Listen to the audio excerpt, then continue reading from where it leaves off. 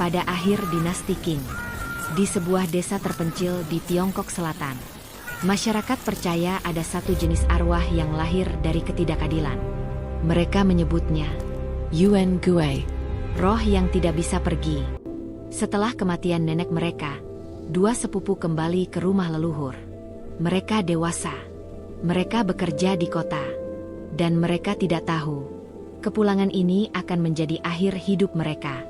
Suatu malam, saat membersihkan ruang altar leluhur, mereka menemukan sesuatu yang tersembunyi di balik papan kayu tua. Sebuah peti kecil. Di dalamnya, dokumen tanah keluarga dengan cap merah resmi dan tanda tangan yang tidak pernah ditulis oleh nenek mereka. Sejak saat itu, paman mereka tidak lagi menatap mata mereka saat berbicara. Di dalam rumah itu, mereka menemukan dokumen tanah dengan tanda tangan yang dipalsukan. Paman mereka mulai gelisah. Dan malam-malam di rumah leluhur tidak lagi terasa tenang. Malam itu, di dalam kamar kayu yang diterangi lampu minyak, sepupu yang lebih tua berbicara pelan. Kita akan pergi ke kota besok pagi, melapor ke pejabat distrik. Sepupu yang lebih muda terdiam. Kalau kita diam, tanah ini akan dijual. Dan nenek tidak akan pernah mendapatkan keadilan. Mereka tidak tahu. Di balik jendela kayu yang sedikit terbuka, sepasang mata sedang mengintip. Dan sepasang telinga menangkap setiap kata. Napasnya tertahan. Tidak ada suara. Hanya rencana yang baru saja lahir. Dan niat jahat yang mulai tumbuh. Malam itu, halaman rumah menjadi saksi. Di atas sumur tua yang berlumut, sebuah tali menggantung diam dari balok kayu tua. Di dalam kegelapan sumur, tubuh seorang wanita tergantung tanpa suara. Rambutnya menjuntai menutupi wajah pucatnya. Kakinya menggantung jauh di atas air yang dingin dan tak bergerak. Hanya ujung jarinya yang masih menyentuh tepi batu sumur. Seolah keselamatan pernah begitu dekat, namun tak pernah benar-benar diraih. Angin malam berhembus pelan. Lampu minyak bergetar sesaat, lalu kembali redup. Dan halaman itu kembali sunyi. Seminggu kemudian, sepupu satunya ditemukan tergantung di ruang altar.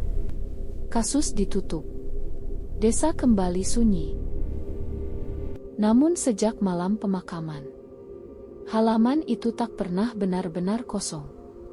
Dua sosok perempuan berdiri di dekat sumur tua. Pakaian mereka masih sama seperti hari terakhir mereka hidup. Wajah mereka pucat namun tak berubah. Mereka tidak berbicara, tidak bergerak, hanya menatap ke arah rumah sang paman. Dan setiap malam, tatapan itu semakin lama. Setiap malam, ia mendengar langkah basah di halaman. Ia melihat bayangan putih di sudut ruangan. Dua perempuan itu berdiri diam, tidak menjerit, tidak menyerang, hanya menatap. Malam pertama, sang paman terbangun oleh suara langkah basah di halaman. Seperti seseorang baru keluar dari sumur. Ia membuka pintu. Tidak ada siapapun. Namun di lantai kayu rumahnya, jejak kaki air perlahan muncul, mengarah ke kamar tidurnya. Malam kedua, ia bermimpi berada di ruang altar leluhur. Dua sepupunya berdiri di depan papan nama keluarga. Rambut panjang menutupi wajah mereka. Tidak marah, tidak menjerit, hanya satu kalimat pelan terdengar. Shu Che Che Ching, katakan yang sebenarnya. Saat ia terbangun, papan nama leluhur di altar retak menjadi dua.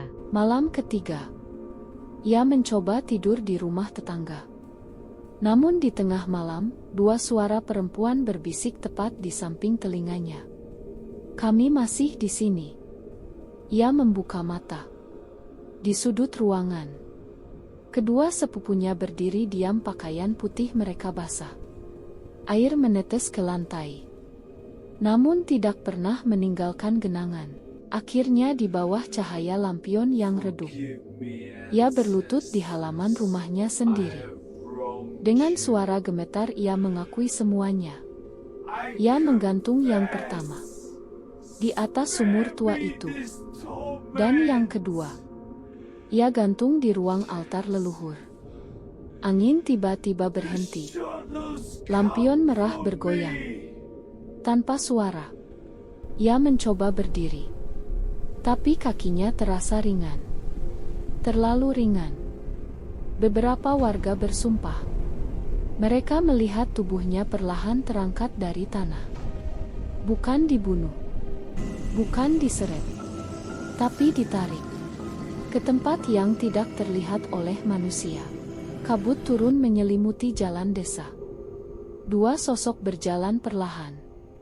Tenang tanpa suara. Di antara mereka seorang pria tertunduk. Kakinya tak lagi menyentuh bumi. Mereka berhenti di depan gerbang desa. Tidak ada doa. Tidak ada ampun. Kabut bergerak perlahan. Dan satu persatu tubuh mereka memudar. Ditelan malam.